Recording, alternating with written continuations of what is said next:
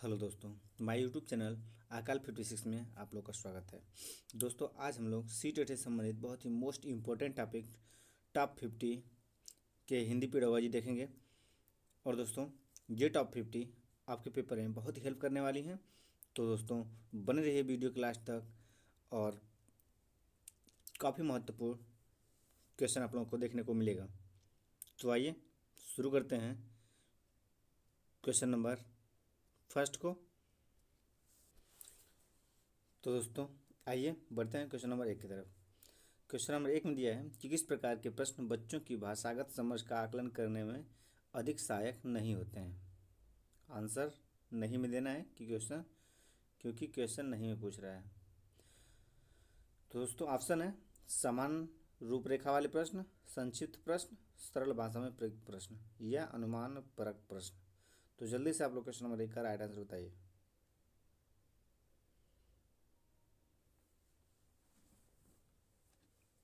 जवाब दीजिए।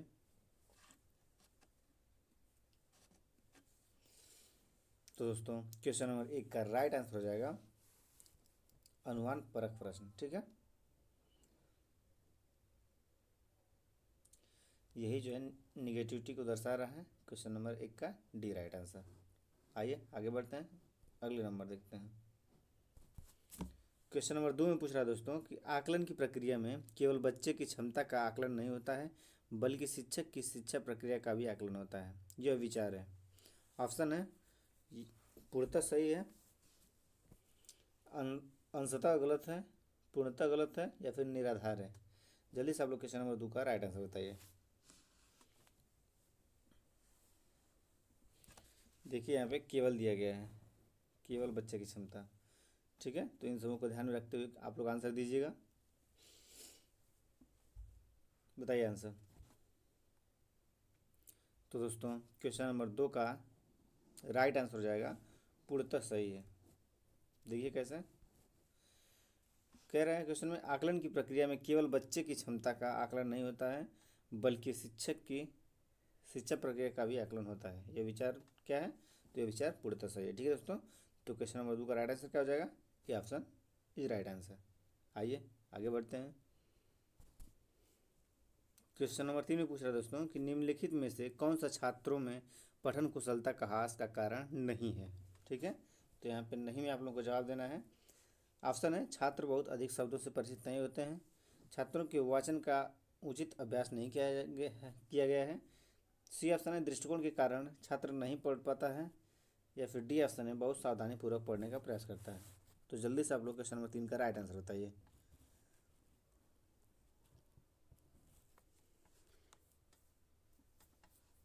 बताइए आंसर। तो एक बार क्वेश्चन फिर से आप लोग देख लीजिए। पूछ रहा है कि निम्नलिखित में से कौन सा छात्रों में पठन कुशलता को ह्रास का कारण नहीं है। ठीक है, तो दोस्तों इसमें राइट आंसर हो जाएगा छात्र बहुत सावधानी पूर्वक पढ़ने का प्रयास करता है। ठीक है, छात्र बहुत अधिक शब्दों से परिचित नहीं है, ये ह्रास का कारण नहीं है। छात्रों के वाचन का उचित अभ्यास नहीं किया, ये भी गलत है। दृष्टिकोण के कारण सही नहीं पढ़ पाता है, ये भी गलत है। यानी पठन कुशलता का ह्रास ये नहीं है कि छात्र बहुत सावधानीपूर्वक पढ़ने का प्रयास करता है। ठीक है, तो क्वेश्चन नंबर 3 का राइट आंसर ऑप्शन डी हो जाएगा। ठीक है, आइए आगे बढ़ते हैं।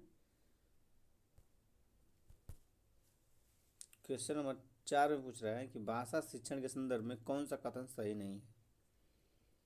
ऑप्शन है भाषा शिक्षण में प्रथम मौखिक कार्य को प्रधानता दी जाती है, स्वाभाविक क्रम में शिक्षण से छात्रों में असातित प्रगति होती है, भाषा शिक्षण के संदर्भ में बच्चों का अधिक सक्रिय नहीं रखना चाहिए, शिक्षण कार्य विभिन्न सूक्ष्म सूत्रों के आधार पर होना चाहिए। तो आप लोग क्वेश्चन नंबर 4 का राइट आंसर बताइए।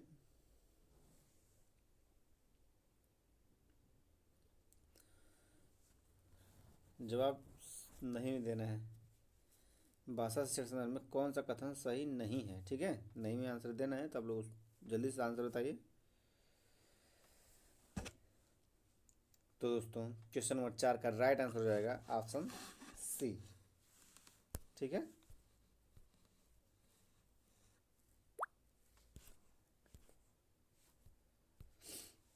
तो क्या हो जाएगा क्वेश्चन नंबर 4 का राइट आंसर ऑप्शन सी हो जाएगा। भाषा शिक्षा के संदर्भ में बच्चों का अधिक सक्रिय नहीं रखना चाहिए। ठीक है, तो दोस्तों ये निगेटिविटी को दर्शा रहा है, बालक को सक्रिय होना चाहिए। ठीक है, आइए आगे बढ़ते हैं, अगला क्वेश्चन देखते हैं। क्वेश्चन नंबर 5 पूछ रहा है कि मौखिक अभिव्यक्ति के विकास के लिए सबसे महत्वपूर्ण सिद्ध हो सकता है। मौखिक अभिव्यक्ति के विकास के लिए सबसे महत्वपूर्ण सिद्ध हो सकता है। ऑप्शन है छात्रों द्वारा कविता पाठ करना, विभिन्न प्रकार की कथाओं का श्रवण करना, परस्पर वार्तालाप तथा द्वारा मौखिक अभिव्यक्ति करना, या फिर छात्रों से पाठ्य पुस्तक से तथ्यात्मक प्रश्न पूछना। तो जल्दी से आप लोग क्वेश्चन नंबर 5 का राइट आंसर बताइए। बताइए आंसर। तो दोस्तों क्वेश्चन नंबर 5 का क्वेश्चन पूछ रहा है कि मौखिक अभिव्यक्ति के विकास के लिए सबसे महत्वपूर्ण सिद्ध हो सकता है। तो दोस्तों सबसे महत्वपूर्ण सिद्ध हो सकता है वो परस्पर वार्तालाप द्वारा मौखिक अभिव्यक्ति करना। ठीक है, यही सबसे राइट आंसर दिख रहा है। आइए आगे बढ़ते हैं, अगला क्वेश्चन देखते हैं। देखिए इसमें, क्योंकि कविता पाठ करने से उतना बालक को मतलब वो महत्वपूर्ण सिद्ध होगा नहीं, कथाओं का सुनने से इतना सिद्ध होगा नहीं, और पाठ्य पुस्तक से तो ऐसे भी पाठ्य पुस्तक निगेटिव शब्द है, तो परस्पर वार्तालाप। ठीक है, परस्पर जब बातचीत करेगा और मौखिक अभिव्यक्ति करेगा तो बालक का मौखिक विकास ज़्यादा होगा। ठीक है, मौखिक विकास होगा, सामाजिक विकास होगा, बोलने की प्रक्रिया उसकी काफ़ी सही रहेगी। तो ये सब देखा जाएगा ऑप्शन नंबर सी में। तो राइट आंसर 5 का सी ऑप्शन। आइए आगे बढ़ते हैं, अगला पॉइंट देखते हैं।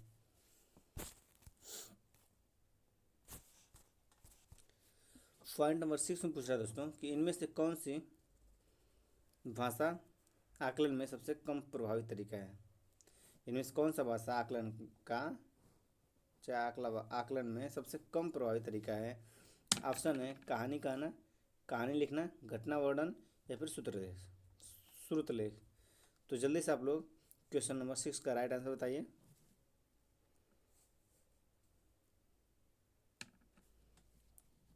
तो दोस्तों क्वेश्चन नंबर 6 का राइट आंसर हो जाएगा ऑप्शन डी, श्रुतलेख। ठीक है, श्रुतलेख जो है भाषा आकलन में सबसे कम प्रभावी तरीका है। ठीक है, आइए आगे बढ़ते हैं, अगला पॉइंट देखते हैं। क्वेश्चन नंबर 7 में पूछा है दोस्तों कि बच्चों में श्रवण कौशल एवं लेखन कौशल विकास करने के लिए आवश्यक है। ऑप्शन है नियमित रूपों से श्रुतलेख लिखवाना, किसी गद्यांश की कुछ पंक्तियाँ लिखवाना, अनुलिपि के द्वारा लेख को सुधारना, या फिर छात्रों से शब्दों एवं वाक्यों की रचना करवाना। तो जल्दी से आप लोग क्वेश्चन नंबर 7 का राइट आंसर बताइए, क्या होगा आंसर। बताइए आंसर। तो दोस्तों क्वेश्चन नंबर 7 का राइट आंसर हो जाएगा ऑप्शन डी, छात्रों से शब्दों एवं वाक्यों की रचना करवाना ही पॉजिटिविटी दर्शा रहा है। तो क्वेश्चन नंबर 7 का राइट आंसर हो जाएगा ऑप्शन नहीं गो दोस्तों, सॉरी, इसका आंसर डी नहीं होगा। दोस्तों क्वेश्चन नंबर 7 का राइट आंसर हो जाएगा ऑप्शन ए। ठीक है, तो क्वेश्चन नंबर 7 का राइट आंसर क्या होगा, तो option A is right answer. ठीक है, क्योंकि नियमित रूप से श्रुतलेख लिखवाना भी श्रवण कौशल का विकास करने में सहायक करता है। ठीक है, आइए आगे बढ़ते हैं, अगला क्वेश्चन देखते हैं।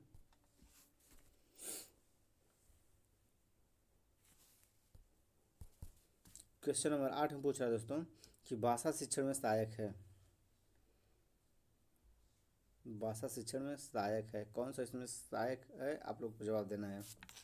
ऑप्शन है व्याकरणिक नियमों का प्रयोग, साहित्यिक अभिरुचि, रचना कौशल, या फिर उच्चारण दोष। तो जल्दी से आप लोग क्वेश्चन नंबर 8 का राइट आंसर बताइए, क्या होगा।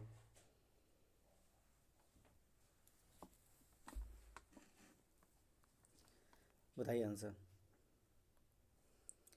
तो दोस्तों क्वेश्चन नंबर 8 का राइट आंसर हो जाएगा व्याकरणिक नियमों का प्रयोग। ठीक है, 8 का ए इज राइट आंसर। आइए आगे बढ़ते हैं, अगला क्वेश्चन देखते हैं। क्वेश्चन नंबर 9 में पूछ रहा है कि मौन वाचन में मुख्यतः होता है? ऑप्शन है मन ही मन दत्तचित होकर पढ़ा जाता है, धीरे स्वर में एकाग्र होकर पढ़ा जाता है, बुदबुदाते हुए पढ़ते हैं, या फिर सहपाठी के साथ मिलकर धीमे स्वर में पढ़ते हैं। तो क्वेश्चन नंबर 9 का राइट आंसर बताइए, जल्दी से जवाब दीजिए। तो दोस्तों क्वेश्चन नंबर 9 का राइट आंसर हो जाएगा मन ही मन दत्तचित होकर पढ़ा जाता है। ठीक है, option A is right answer. आइए आगे बढ़ते हैं, अगला पॉइंट देखते हैं।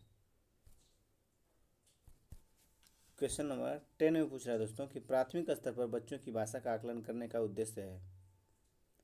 प्राथमिक स्तर पर बच्चों की भाषा का आकलन करने का उद्देश्य है। ऑप्शन है उसकी पठन क्षमता का आकलन करना, उसकी भाषा प्रयोग की क्षमता का आकलन करना, उसे लेखन क्षमता के आकलन का भाषा का आकलन करना, या फिर उसकी बोलने की कुशलता का आकलन करना।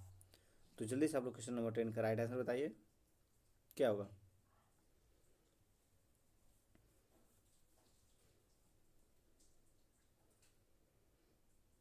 तो दोस्तों क्वेश्चन नंबर 10 का राइट आंसर हो जाएगा ऑप्शन बी, उसकी भाषा प्रयोग की क्षमता का आकलन करना ही राइट आंसर हो जाएगा। ठीक है, देखिए इसमें उसकी पठन क्षमता का आकलन करना, पठन क्षमता का आकलन करना कोई मतलब नहीं है। उसकी लेखन क्षमता का आकलन करना, ये भी गलत हो गया। उसकी बोलने की कुशलता का आकलन करना है, ये भी गलत हो गया। तो उसकी भाषा प्रयोग की क्षमता का आकलन करना ही राइट आंसर होगा। ठीक है, आइए बढ़ते हैं आगे, अगला क्वेश्चन देखते हैं।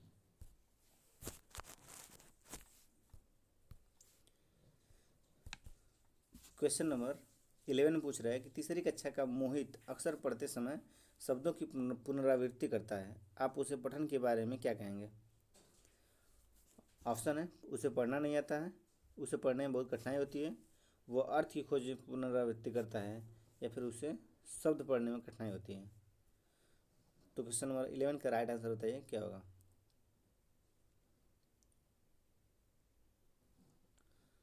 तो दोस्तों क्वेश्चन नंबर 11 का राइट आंसर हो जाएगा उसे पढ़ना नहीं आता है। ठीक है, फिर से देख लीजिए क्वेश्चन। तीसरी कक्षा का मोहित अक्सर पढ़ते समय शब्दों की पुनरावृत्ति करता है, आप उसके पठन के बारे में क्या कहेंगे?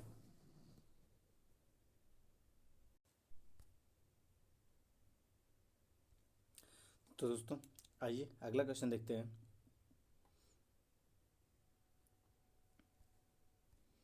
दोस्तों क्वेश्चन नंबर 12 में पूछ रहा है कि प्राथमिक स्तर पर पढ़ना सीखने के में सबसे कम महत्वपूर्ण है, सबसे कम महत्वपूर्ण बताना है। तो ऑप्शन है अनुमान लगाना, संदर्भानुसार अर्थ निकालना, अक्षरों की पहचान करना, या फिर पढ़ने का उद्देश्य। तो दोस्तों प्राथमिक स्तर बताना है कि पढ़ना सीखने में सबसे कम महत्वपूर्ण कौन सा है। ध्यान दीजिएगा, पढ़ना सीखने में कौन सा महत्वपूर्ण है, तो बताइए जल्दी। क्वेश्चन नंबर 12 का राइट आंसर क्या होगा?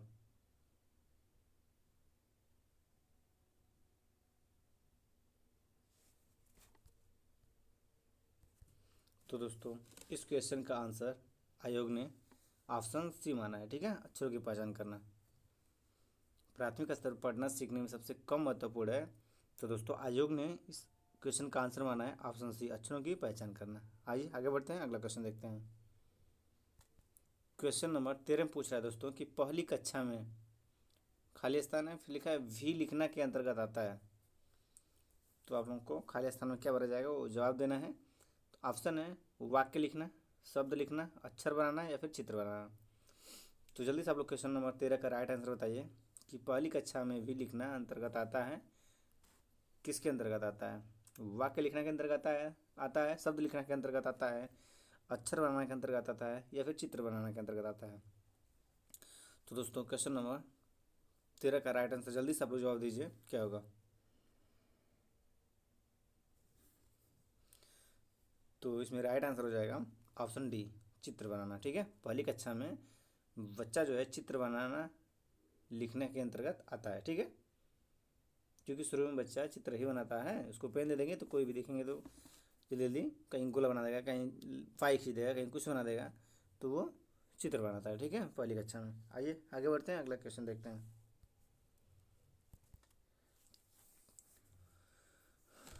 पॉइंट 14 में पूछा है दोस्तों कि प्राथमिक स्तर पर भाषा सीखने में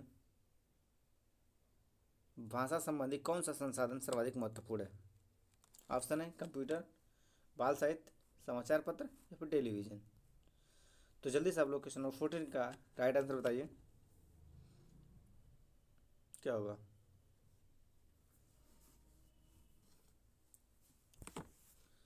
तो जल्दी से आप लोग जवाब दीजिए। तो दोस्तों क्वेश्चन नंबर 14 का राइट आंसर हो जाएगा ऑप्शन बी, बाल साहित्य। ठीक है, प्राथमिक स्तर पर भाषा सीखने में भाषा संबंधी कौन सा संसाधन का सर्वाधिक महत्वपूर्णता है?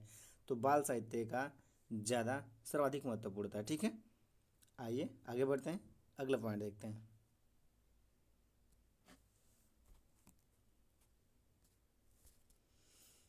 क्वेश्चन नंबर 15 में पूछ रहा है दोस्तों कि हिंदी भाषा के मौखिक व्यवहार में शब्दों के शुद्ध उच्चारण निर्भर करते हैं। ऑप्शन है बोलने में बल पर, बोलने के सुर पर, बोलने के अनुमान पर या फिर इन सभी पर। तो क्वेश्चन नंबर 15 का आप लोग राइट आंसर दीजिए कि हिंदी भाषा के मौखिक व्यवहार में शब्दों के शुद्ध उच्चारण पर निर्भर करते हैं। किसको निर्भर करते हैं? जल्दी से आप लोग जवाब दीजिए।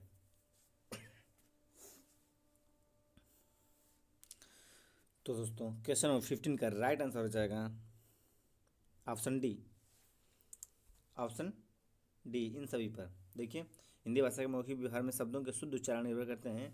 बोलने केवल बोलने पर भी बल देते हैं, बोलने के सुर पर भी बल देते हैं और बोलने के अनुमान पर भी बल देते हैं। ठीक है, तो इसका राइट आंसर क्या हो जाएगा? तो दोस्तों इसका राइट आंसर हो जाएगा ऑप्शन डी। ठीक है, आइए आगे बढ़ते हैं, अगला क्वेश्चन देखते हैं। दोस्तों क्वेश्चन नंबर 16 में दिया है कि भाषा शिक्षण का कार्य है भाषा विषयक जटिल आदतों का निर्माण करना। यह कथन किसका है? भाषा शिक्षण का कार्य है भाषा विषयक जटिल आदतों का निर्माण करना। यह कथन किसका है? ऑप्शन है किलपैट्रिक का है, एम एस किन्स का है, गोरी का है या फिर रॉबर्ट लाडो का है। तो जल्दी से आप लोग क्वेश्चन नंबर 16 का राइट आंसर बताइए।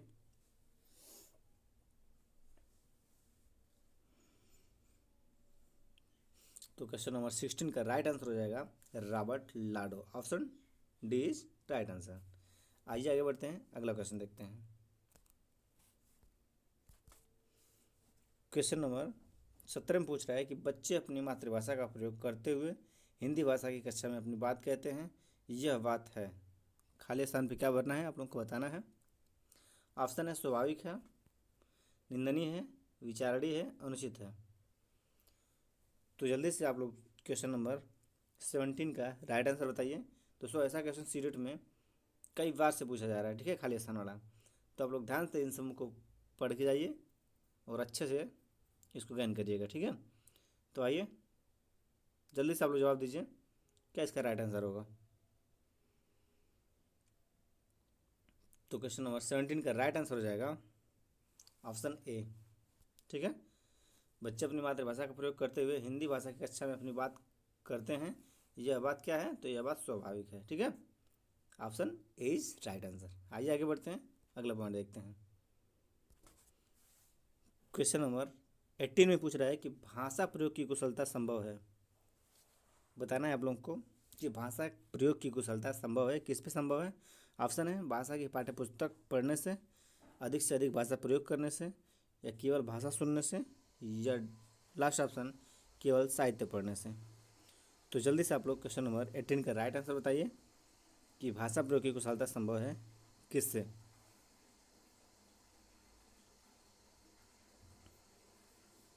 बताइए आंसर।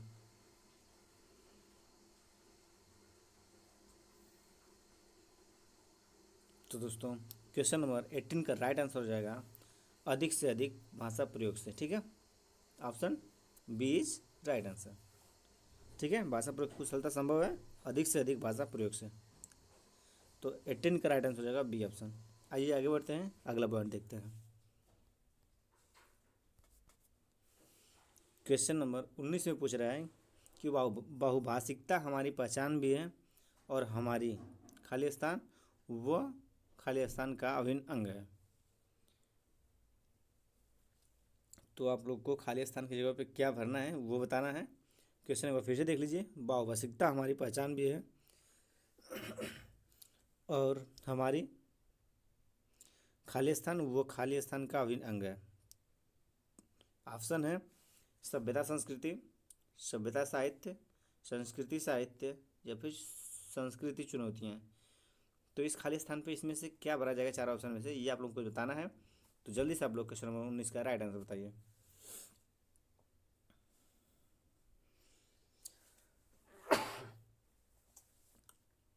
तो जल्दी से आप लोग जवाब दीजिए।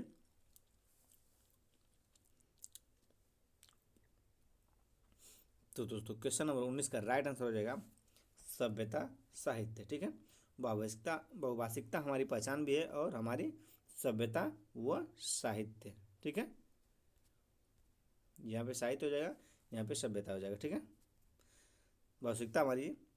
बहुभाषिकता हमारी पहचान भी है और हमारी सभ्यता और संस्कृति का अभिन्न अंग है। ठीक है, तो यहाँ पे सभ्यता और साहित्य भरा जाएगा। ठीक है, क्वेश्चन नंबर 19 का राइट आंसर ऑप्शन बी।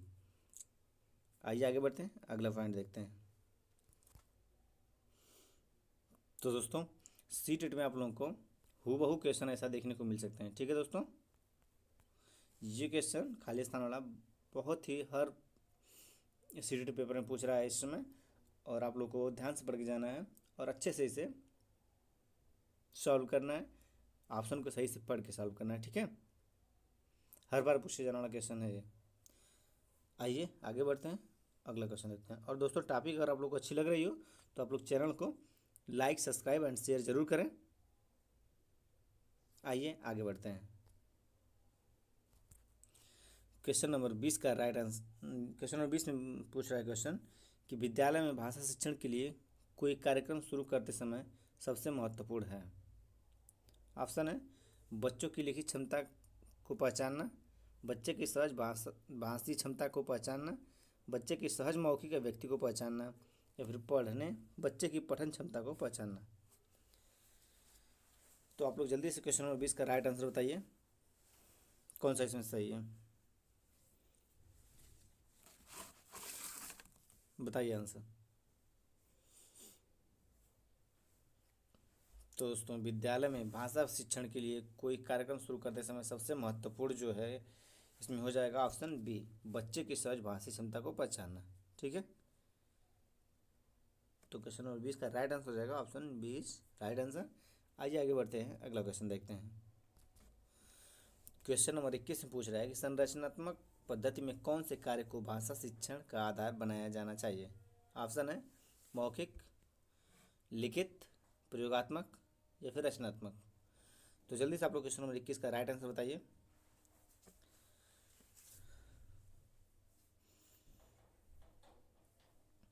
तो दोस्तों क्वेश्चन नंबर 21 का राइट आंसर हो जाएगा मौखिक। संरचनात्मक पद्धति में कौन से कार्य को भाषा शिक्षण का आधार बनाया जाना चाहिए, तो मौखिक भाषा को संरचना पद्धति का आधार बनाना चाहिए। आइए आगे बढ़ते हैं, अगला क्वेश्चन देखते हैं। अगला क्वेश्चन दोस्तों क्वेश्चन नंबर 22, और क्वेश्चन नंबर 22 में पूछ रहा है कि बच्चों के लिखित कार्य के आकलन में सर्वाधिक महत्वपूर्ण है।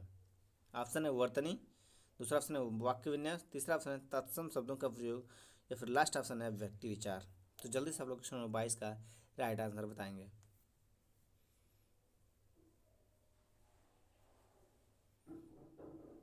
तो जल्दी आप लोग जवाब दीजिए। दोस्तों क्वेश्चन नंबर 22 का राइट आंसर हो जाएगा अभिव्यक्ति विचार। ठीक है, option number D is right answer. बच्चों के लिखित कार्य में आकलन में सर्वाधिक महत्वपूर्ण कौन है, तो अभिव्यक्ति विचार सर्वाधिक महत्वपूर्ण है। ठीक है दोस्तों, आइए आगे बढ़ते हैं, अगला पॉइंट देखते हैं। क्वेश्चन नंबर 23 में पूछ रहा है दोस्तों कि भाषा शिक्षण के दौरान अध्यापक द्वारा कक्षा में किए गए व्यक्ति वाचन को कहते हैं। ऑप्शन है सामूहिक वाचन को कहते हैं, आदर्श वाचन कहते हैं, अनुकरण वाचन कहते हैं या फिर सस्वर वाचन कहते हैं। तो जल्दी से आप लोग क्वेश्चन नंबर 23 का राइट आंसर बताइए।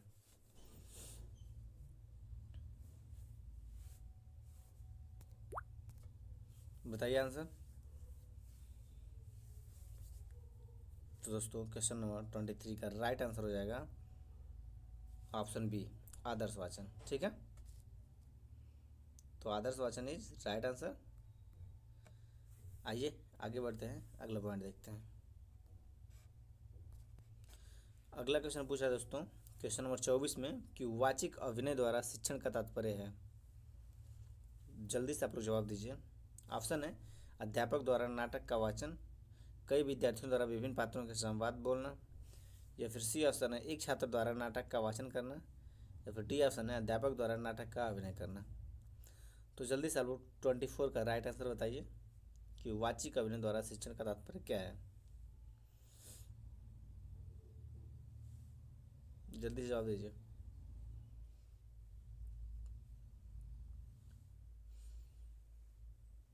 तो दोस्तों क्वेश्चन नंबर 24 का राइट आंसर हो जाएगा अध्यापक द्वारा नाटक का वाचन। ठीक है,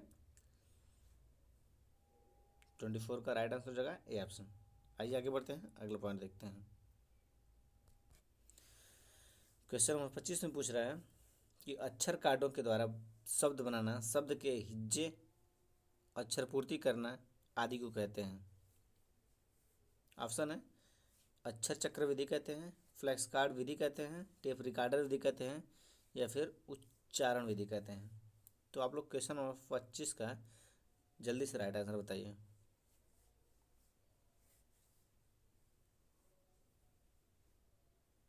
जवाब दीजिए। तो दोस्तों क्वेश्चन नंबर 25 का राइट आंसर हो जाएगा ऑप्शन बी फ्लैक्स कार्ड विधि। ठीक है, अक्षर कार्डों के द्वारा शब्द बनाना, शब्द के हिज्जे अक्षर पूर्ति करना आदि को कहते हैं फ्लैक्स कार्ड विधि। ठीक है, आइए आगे बढ़ते हैं, अगला क्वेश्चन देखते हैं। क्वेश्चन नंबर 26 में पूछ रहा है कि निगमन प्रणाली का तात्पर्य है। निगमन प्रणाली का तात्पर्य है क्या है, ये आप लोगों को बताना है।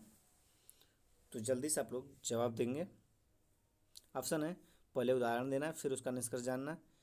दूसरा ऑप्शन है अनेक उदाहरण प्रस्तुत करना। तीसरा ऑप्शन है पहले कई नियमों को प्रस्तुत करना, या फिर डी ऑप्शन है पहले नियमों को बताना फिर उसकी व्याख्या करना।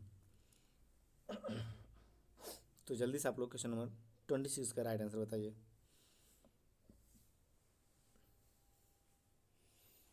जवाब दीजिए। तो दोस्तों क्वेश्चन नंबर 26 का राइट आंसर हो जाएगा ऑप्शन डी पहले नियमों को बताना फिर उसकी व्याख्या करना। ठीक है, निगमन प्रणाली का तात्पर्य है कि पहले नियमों को बताया जाए फिर उसकी व्याख्या की जाए। ठीक है, देखिए पहले उदाहरण देना है ये होगा नहीं, जी हो गया आगमन विधि। अनेक उदाहरण प्रस्तुत करना ये भी आगमन विधि हो गया। पहले कई नियमों को प्रस्तुत करना, कई नियमों को प्रस्तुत करना नहीं है, जिससे रिलेटेड है उस नियम को प्रस्तुत करना है। तो ये 3 ऑप्शन गलत हो गए, तो राइट आंसर हो गया ऑप्शन डी। ठीक है, तो दोस्तों आप लोग एक बार ईमानदारी से चैनल को सब्सक्राइब करें और आगे बढ़ें। तो अगला क्वेश्चन देखते हैं दोस्तों।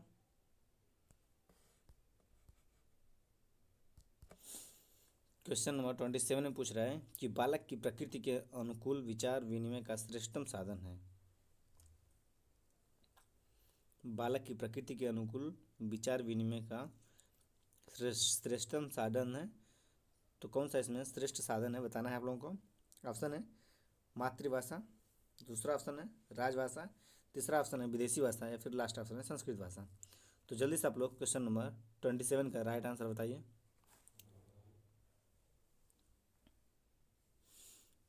बताइए आंसर। तो दोस्तों 27 का आंसर हो जाएगा ऑप्शन ए मातृभाषा।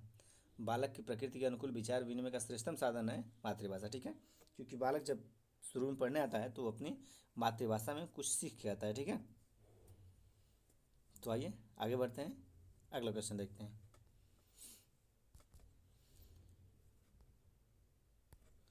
क्वेश्चन नंबर 28 में पूछ रहा है कि विद्यार्थी गण अक्षर विन्यास तथा वर्तनी की अशुद्धियाँ न करें इसलिए आवश्यक है। ऑप्शन है काव्य का रसास्वादन, कहानी लिखना, श्रुतलेख का अभ्यास करना, सामूहिक वाचन करना। तो आप लोग 28 का राइट आंसर बताएंगे क्या होगा।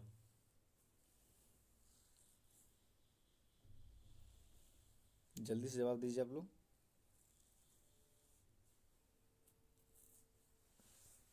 तो दोस्तों क्वेश्चन नंबर 28 का राइट आंसर हो जाएगा कहानी लिखना। ठीक है, बीच राइट आंसर। विद्यार्थी अक्षर विन्यास तथा वर्तनी की अशुद्धियाँ न करे, इसके लिए कहानी लिखना बहुत ही जरूरी होता है। आइए आगे बढ़ते हैं, अगला क्वेश्चन देखते हैं।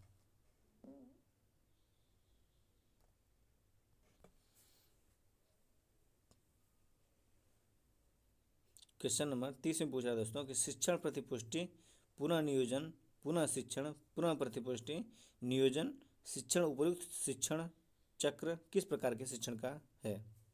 ऑप्शन है समूह शिक्षण का, व्यवसायिक शिक्षण का, द्रुत शिक्षण का या फिर सूक्ष्म शिक्षण का। जल्दी से आप लोग जवाब दीजिए। एक बार फिर से क्वेश्चन सुन लीजिए।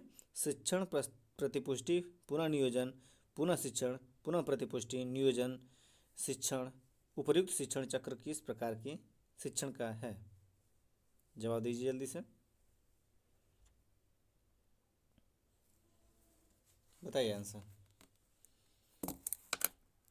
तो क्वेश्चन नंबर 30 का राइट आंसर हो जाएगा ऑप्शन डी, सूक्ष्म शिक्षण। ठीक है दोस्तों, आइए आगे बढ़ते हैं, अगला क्वेश्चन देखते हैं।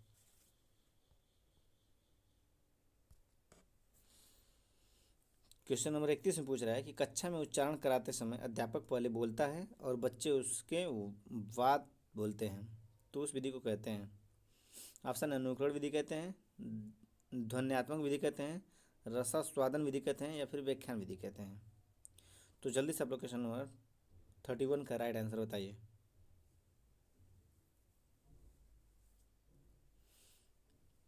जल्दी से आप लोग जवाब दीजिए। आइए देखते हैं। क्वेश्चन नंबर 31 में पूछ रहा है कि कक्षा में उच्चारण करते समय अध्यापक पहले बोलता है और बच्चे उसके बाद बोलते हैं, तो उस विधि को दोस्तों कहते हैं अनुकरण विधि। ठीक है दोस्तों, क्योंकि पहले शिक्षक बोल रहा है उसके बाद बच्चे बोल रहे हैं, क्योंकि तो शिक्षक की नकल करके बच्चे बोल रहे हैं अनुकरण करके। ठीक है, तो इसमें option A is right answer. आइए आगे बढ़ते हैं, अगला क्वेश्चन देखते हैं। जैसा कि आप लोग देखे होंगे एक दो के क्लासों में किसी से पहाड़ा पढ़वाते हैं, शिक्षक जो है पहाड़ा पढ़ाते हैं और बच्चे उसको दोहराते हैं, गिनती पढ़ाते हैं, शिक्षक उसको दोहराते हैं। ठीक है, तो ये हुआ, इसमें क्या आंसर हो जाएगा, तो इसमें आंसर अनुकरण विधि हो जाएगा। ठीक है, तो 31 का राइट आंसर अनुकरण विधि हो जाएगा। आइए आगे बढ़ते हैं, अगला क्वेश्चन देखते हैं।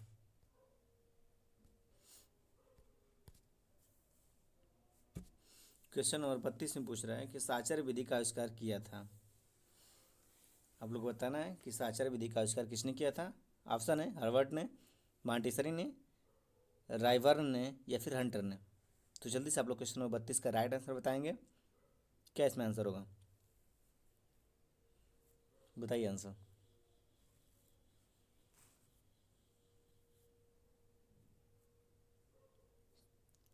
तो दोस्तों क्वेश्चन नंबर 32 का राइट आंसर हो जाएगा मॉन्टेसरी ने।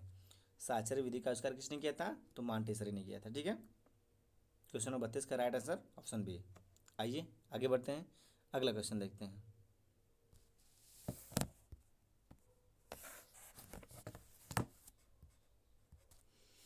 क्वेश्चन नंबर 33 में पूछ रहा है कि भाषा अर्जन है। ऑप्शन है सहज स्वाभाविक होता है, प्रयासपूर्ण होता है, शिक्षक की आवश्यक स्थिति की मांग करता है या फिर भाषा की कक्षा में ही संभव है। तो जल्दी से आप लोग क्वेश्चन नंबर 33 का राइट आंसर बताएंगे,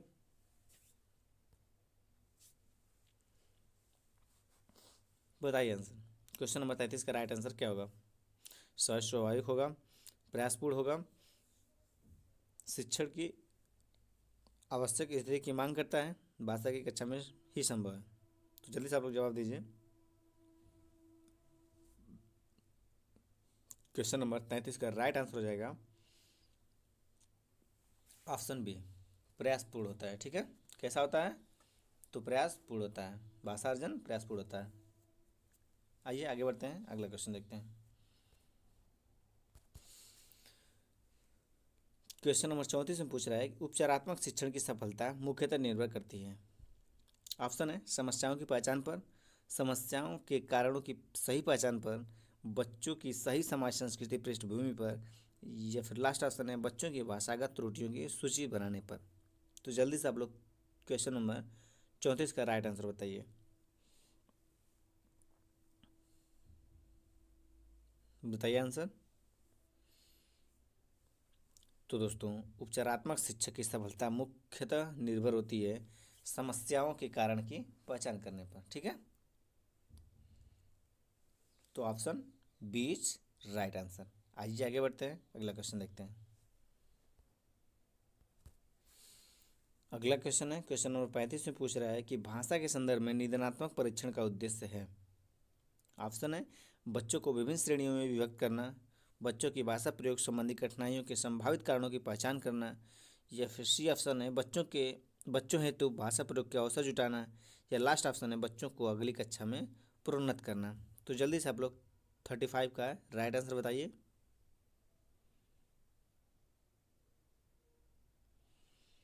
जल्दी से आप लोग आंसर दीजिए। तो दोस्तों, बहुत से बच्चे इसमें अवसर जुटाना या प्रयोग करने या अवसर जुटाना मार रहे होंगे, लेकिन ये ऑप्शन गलत है। ठीक है, अगली कक्षा में प्रोन्नत करना ये भी गलत है। बच्चों को विभिन्न श्रेणियों में विभक्त करना, अब बच्चों को बांटेंगे नहीं। ठीक है, तो इसमें राइट आंसर हो जाएगा दोस्तों ऑप्शन बी। ठीक है, बच्चों की भाषा।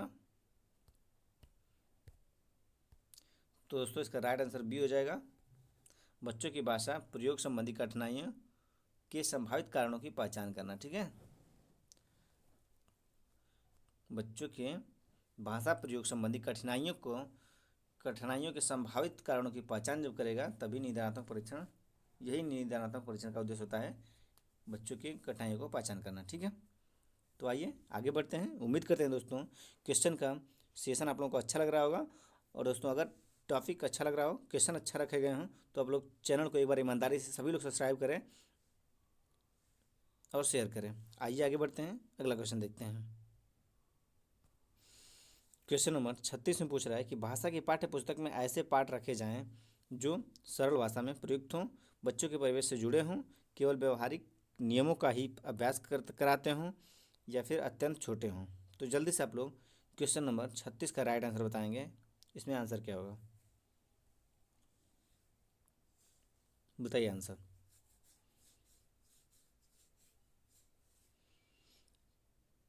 बहुत ही आसान क्वेश्चन है दोस्तों, और हर बार सीटेट में देखने को मिलता है। तो दोस्तों, पूछ रहा है कि भाषा की पाठ्य पुस्तक में ऐसे पाठ रखे जाएं जो बच्चों के परिवेश से जुड़े हों। ठीक है, तो option B is right answer. ठीक है, बच्चों के परिवेश से जुड़े होंगे तो बालक बहुत ही आसानी से सीखेगा, बहुत ही रुचि लेके सीखेगा। ठीक है दोस्तों, आइए आगे बढ़ते हैं, अगला क्वेश्चन देखते हैं। अगला क्वेश्चन दोस्तों, क्वेश्चन नंबर 37, और क्वेश्चन नंबर 37 पूछ रहा है कि द्वितीय भाषा के रूप में हिंदी सीखने का मुख्य उद्देश्य है। ऑप्शन है हिंदी के व्याकरण पर अधिकार प्राप्त करना, दैनिक जीवन में हिंदी में समझने तथा बोलने की क्षमता का विकास करना, मानक हिंदी लिखने में निपुणता प्राप्त करना, या फिर डी ऑप्शन है हिंदी और अपनी मातृभाषा के अंतर को कंठस्थ करना।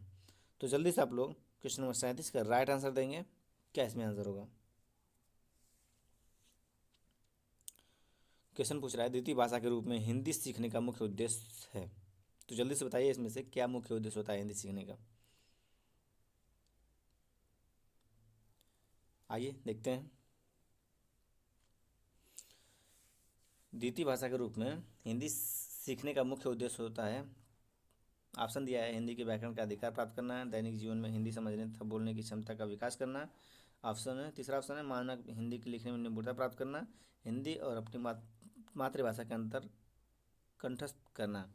तो दोस्तों, क्वेश्चन नंबर 37 का राइट आंसर हो जाएगा इसमें ऑप्शन बी, दैनिक जीवन में हिंदी में समझने तथा बोलने की क्षमता विकास करना ही हिंदी भाषा सीखने का मुख्य उद्देश्य होता है। ठीक है, दैनिक जीवन में हिंदी में समझने तथा बोलने की क्षमता का विकास करना ही इसका राइट आंसर हो जाएगा। आइए आगे बढ़ते हैं, अगला क्वेश्चन देखते हैं।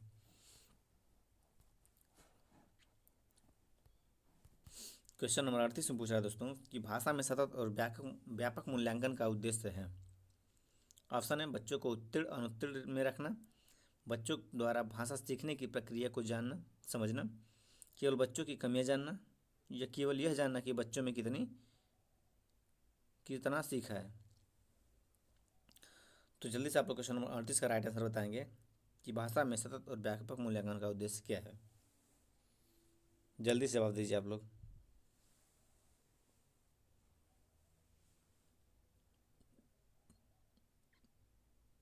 बताइए आंसर।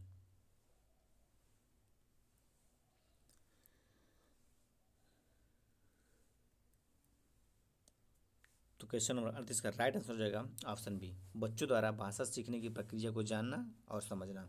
ठीक है, तो क्वेश्चन नंबर 38 का राइट आंसर हो गया ऑप्शन बी। आइए आगे बढ़ते हैं, अगला क्वेश्चन देखते हैं। क्वेश्चन नंबर 39 में पूछ रहा है कि भाषा अर्जन और भाषा अधिगम में महत्वपूर्ण अंतर है। ऑप्शन है भाषा सीखने सिखाने की पद्धति, भाषिक परिवेश की उपलब्धता, भाषा का कठिनाई स्तर, या फिर लास्ट ऑप्शन है भाषा की पाठ्य पुस्तक। तो जल्दी से आप लोग जवाब दीजिए, क्वेश्चन नंबर 39 का राइट आंसर क्या होगा। भाषा अर्जन और भाषा अधिगम में महत्वपूर्ण अंतर है, क्या अंतर है आप लोग बताना है।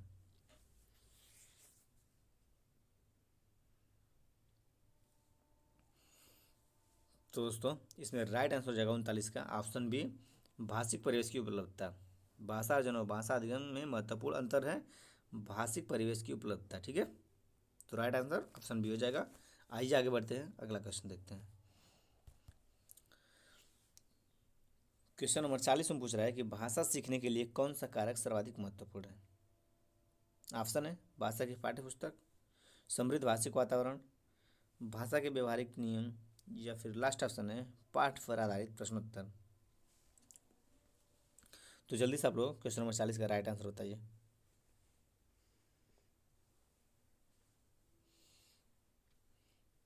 दोस्तों ऐसे क्वेश्चन सीटेट में बार बार देखने को मिलते हैं।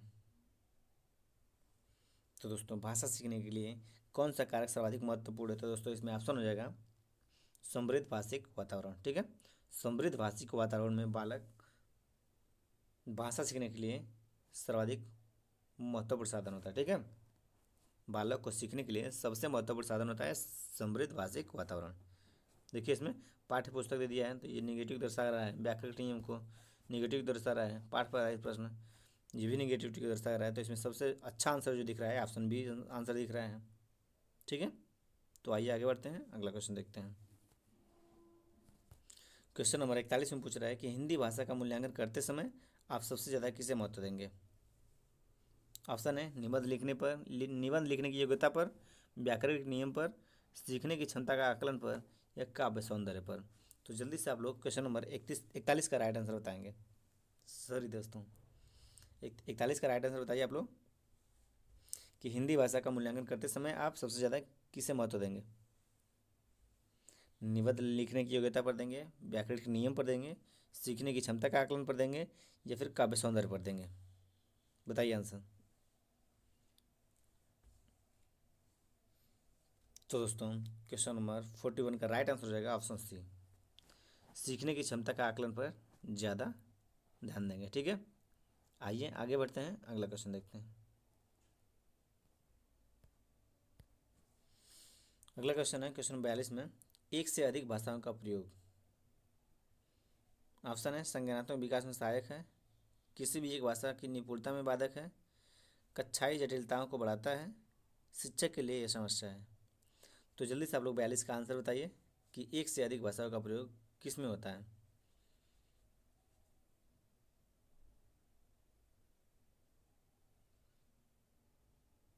जवाब दीजिए।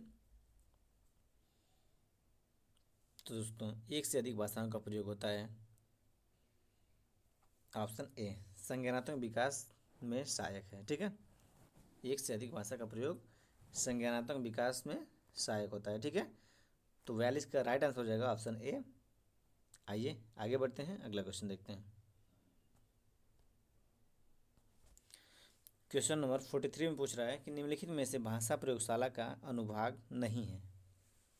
ऑप्शन है श्रवण कोष्ठ, परामर्शदाता कोष्ठ, नियंत्रण कक्ष, या फिर दूरदर्शन प्रकोष्ठ।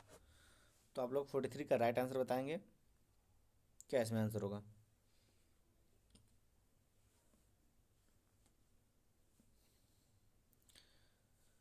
क्वेश्चन पूछ रहा है कि निम्नलिखित में से भाषा प्रयोगशाला का अनुभाग नहीं है। ऑप्शन नहीं में देना है आंसर।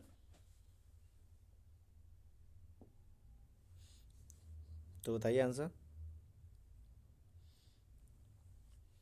43 का राइट आंसर हो जाएगा दूरदर्शन प्रकोष्ठ। ठीक है,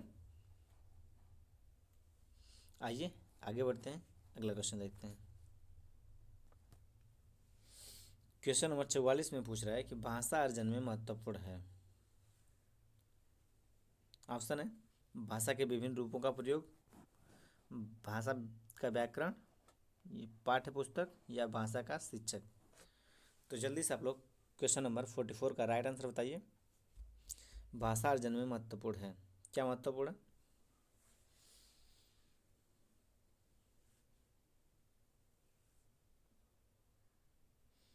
तो दोस्तों भाषा अर्जन में महत्वपूर्ण है, जल्दी से आप लोग जवाब दीजिए।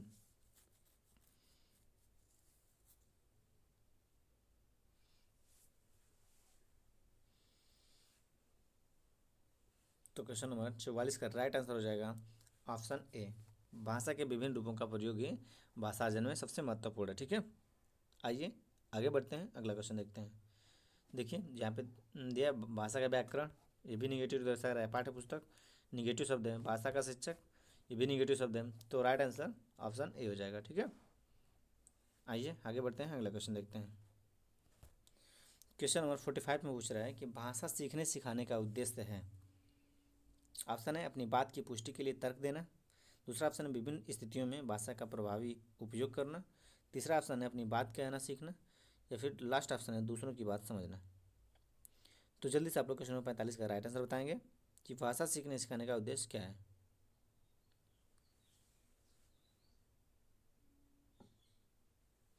बताइए आंसर। तो दोस्तों क्वेश्चन नंबर 45 का राइट आंसर हो जाएगा ऑप्शन बी, विभिन्न स्थितियों में भाषा का प्रभावी उपयोग करना, इसका राइट आंसर हो जाएगा। आइए आगे बढ़ते हैं, अगला क्वेश्चन देखते हैं। तो दोस्तों क्वेश्चन नंबर 46 में पूछ रहा है कि अच्छे मूल्यांकन की कौन सी एक विशेषता है नहीं है। आप लोग को जवाब नहीं में देना है। ऑप्शन है वैधता, विश्वसनीयता, निदानात्मकता, नकारात्मकता। तो जल्दी से आप लोग जवाब दीजिए कि अच्छे मूल्यांकन की कौन सी एक विशेषता नहीं है। वैधता नहीं है, विश्वसनीयता नहीं है, निदानात्मकता नहीं है, फिर नकारात्मकता नहीं है। बताइए आंसर। तो दोस्तों क्वेश्चन नंबर 46 का राइट आंसर हो जाएगा नकारात्मकता। ठीक है, option D is right answer, क्योंकि क्वेश्चन नहीं पूछ रहा था तो आप लोग जवाब भी नहीं देना है। तो नकारात्मकता इसका राइट आंसर हो जाएगा। आइए आगे बढ़ते हैं, अगला क्वेश्चन देखते हैं। क्वेश्चन नंबर 47 में पूछ रहा है कि सूक्ष्म शिक्षण तकनीक का पद नहीं है। ऑप्शन है पाठ्य योजना, शिक्षक सत्र, पुनः शिक्षण सत्र, या फिर चर्चा सत्र। तो जल्दी से आप लोग जवाब दीजिए 47 का राइट आंसर क्या होगा। तो दोस्तों 47 का राइट आंसर हो जाएगा ऑप्शन डी, चर्चा सत्र। ठीक है, सूक्ष्म शिक्षण तकनीक का पद नहीं है, नहीं जवाब देना था, तो इसमें चर्चा सत्र जो है सूक्ष्म शिक्षण तकनीक का पद नहीं है। ठीक है, आइए आगे बढ़ते हैं, अगला क्वेश्चन देखते हैं। क्वेश्चन नंबर 48 में पूछ रहा है कि सूक्ष्म शिक्षण में छात्राध्यापक द्वारा प्रक्रिया का अंग नहीं है। क्वेश्चन नहीं पूछ रहा है तो आप लोग ध्यान से नहीं को देख के ही टिक करिएगा, क्योंकि बहुत लोग यहाँ नहीं को नहीं देखते हैं और जल्दी से पॉजिटिव आंसर को टिक कर देते हैं। तो इन छोटी छोटी बारीकों का बहुत ही ध्यान दे के आप लोग को आंसर देना है, आंसर टिक करना है। ठीक है, तो आइए देखते हैं। सूक्ष्म शिक्षण में छात्राध्यापक द्वारा प्रक्रिया का अंग नहीं है, तो नहीं जवाब देना है। ऑप्शन है परियोजना का निर्माण, शिक्षण का निर्माण, पुनः शिक्षण का निर्माण, या उद्देश्य कथन। तो जल्दी से आप लोग जवाब दीजिए 48 का राइट आंसर क्या होगा।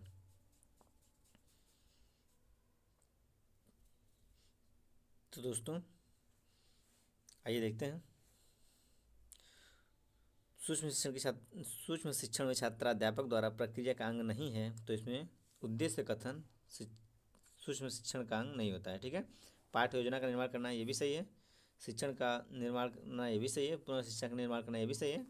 तो ये जब तीनों ऑप्शन सही हैं दोस्तों, ये पॉजिटिव दर्शा रहे हैं और निगेटिव दर्शा रहा है ये, ठीक है। तो इसमें निगेटिव पॉइंट कौन है? तो उद्देश्य कथन निगेटिव पॉइंट है। आइए आगे बढ़ते हैं, अगला क्वेश्चन देखते हैं। क्वेश्चन नंबर 49 में पूछ रहा है कि मौन वाचन का प्रकार है। ऑप्शन है समवेत वाचन, द्रुत वाचन, वैयक्तिक वाचन या फिर अनुकरण वाचन। तो जल्दी से आप लोग क्वेश्चन नंबर 49 का राइट आंसर बताएंगे कि मौन वाचन का प्रकार कौन है। तो बताइए आंसर।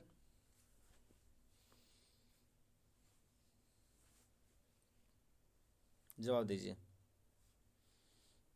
तो दोस्तों क्वेश्चन नंबर 49 का राइट आंसर हो जाएगा ऑप्शन सी, वैयक्तिक वाचन। ठीक है।